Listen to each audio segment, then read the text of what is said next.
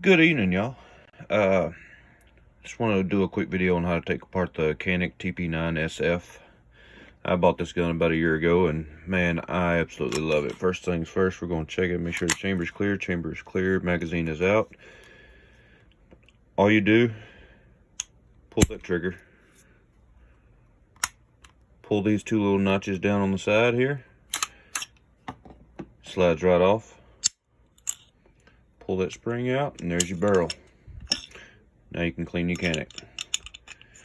It's really that simple. Put it back together,